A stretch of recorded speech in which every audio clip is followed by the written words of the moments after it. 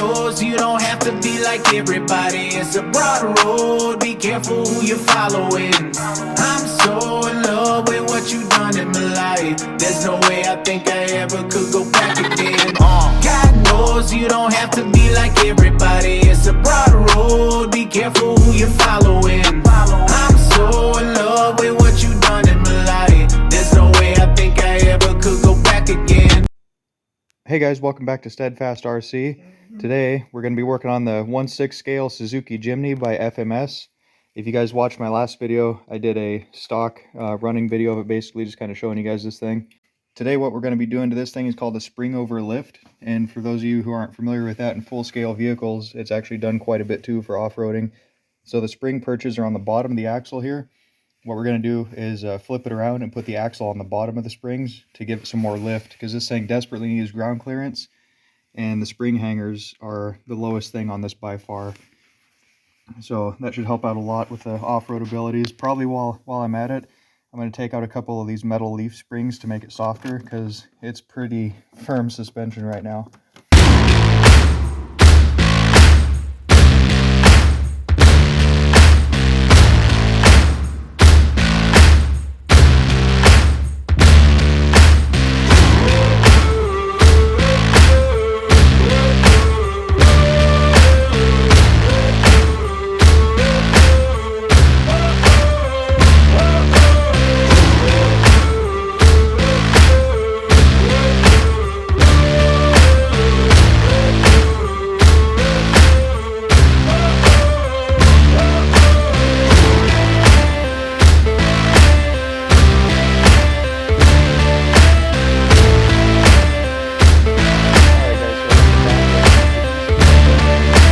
You can see how much difference there is. This is stock up here, and this is back here. Look at all that distance. We got an easy inch, probably more like 1 3/8 or so more lift now. And I just had the tires sitting on there so you could see. But there's the spring over. See how the spring perches on the spring is over the axle now. That's why it's called the spring over lift. And the front is still stock. So the front's going to be a little more involved, because you got to take into account the steering geometry and stuff, but we'll see how that goes. And let's get to it.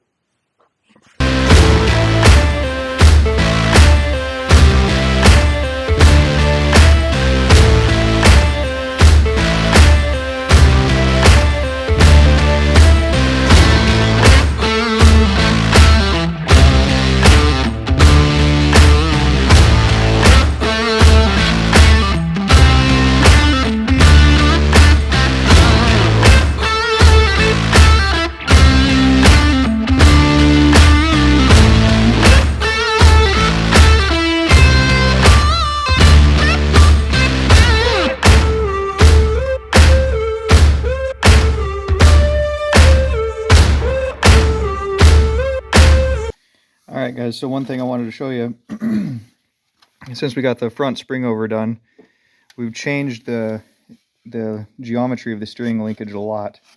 You can see right there is kind of where it starts to bind as far as going up and down to connect to the servo right there. So what I'm going to do to fix that is I'm going to put on one of these. You can get these upgraded aluminum arms on eBay or Amazon or whatever, but they're a lot thicker than the stock one. Here's a stock one right here, and then I got an M3 bolt that is longer, along with an M3 nut, and I'm gonna use that to connect the steering linkage right here to the servo, because with all this I'll be able to drop it down quite a bit, and then that will allow the stock linkage. Then I won't have to change anything other than the servo arm and the longer M3 bolt and the jam nut. I'll try to get a close-up set up on the tripod while I do that, so you can see what I'm describing a little bit better. So here's the stock servo arm. Here's the upgraded one. You can see how much thicker the upgraded one is, so it's going to drop the linkage down more closer to where it was to begin with. And then with this longer bolt and a jam nut, we'll be able to drop it down even lower to get the geometry correct again.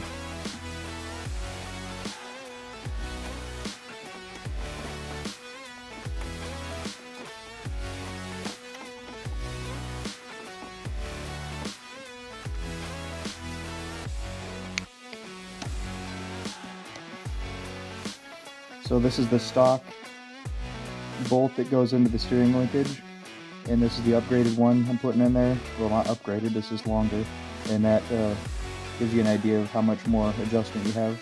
So we'll put the bolt through the steering linkage, put the jam nut on the other side,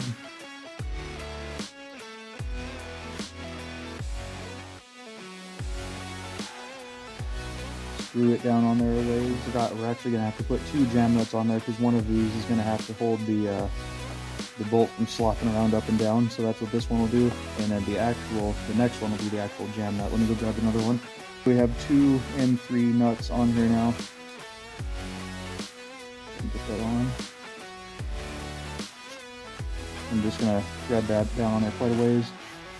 Now I can hook up the steering linkage to the servo arm.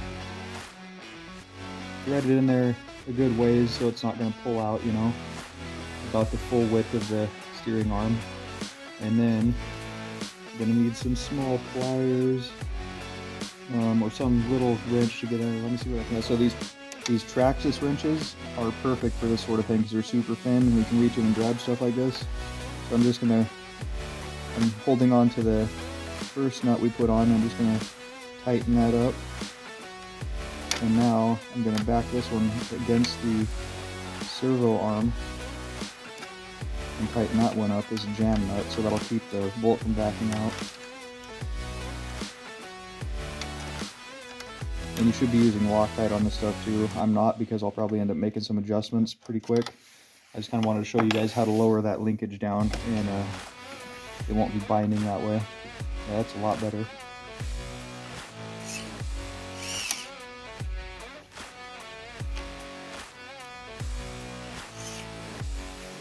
And then even with full suspension travel, it's not going to be binding either direction. That's cool. That should work just fine. Alright, now that we've got the steering geometry taken care of, let's go ahead and put the wheels and tires back on and see how this thing looks. Well, there it is, guys. It looks a lot better in my opinion. And man, does it have a lot more ground clearance now.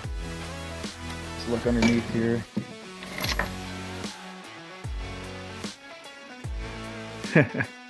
Yeah, it's got way more. It had 50 millimeters before, and actually I should measure it right now. So I'll figure out what 50 millimeters is in inches, and I'll try to put that on the screen for you guys. But right now we are 1 inch and 9/16 to the bottom of the pumpkin, and that's the lowest part on the vehicle. So yeah, I'll do the conversion on screen and show you how much we gained doing this spring over lift. And like I said, it looks pretty cool now too. A lot more off-road ready. I got one more mod I'm going to do to this thing, but you guys won't see that till the next video. Just a couple of notes before I go. You can put these axles in upside down while you're doing this leaf spring conversion. I did that and had to flip the back end around, but this is something to look out for. And the blocks that attach to the hangers, those only go in one direction according to this little boss right here on your axles on the other side. You have to make sure the blocks are oriented correctly. And that's about it as far as things that kind of got me. And like I said, make sure if you do this steering conversion like I did that you Loctite it. I'll be doing that later on. But other than that, yeah, turned out pretty good. Oh, another thing, these are oil shocks that it comes with. For some reason, that's constantly a thing with FMS. People say they're not oil shocks, and they actually are. These come unscrewed. There's 2 O-rings in there. You can fill them with oil. But if you do the spring over conversion, you're going to have to figure out how to mount them in there, which I haven't figured out yet, because they will not go to the factory mounts. You might have to get some new shocks if you want oil shocks. One more note, I ended up taking out all the additional helper springs for the leaf springs, except, I don't know if you'll be able to see it, I left the shortest one in, so there's just the main leaf spring and then the shortest one, but it's still pretty stiff. It's got more articulation than it did stock, right about there before the back wheel starts to lift off the ground. And that's not great. So if you're going to do this, maybe just leave the long springs, just the single springs by themselves. I think this might break in a little bit, but I'll probably end up taking out those helper springs just to soften it up a little more, give it some more flex. I think that's about all I got to say for now, guys. So stay tuned to the next video where we take this thing out on the trail and compare it to how it did before stock.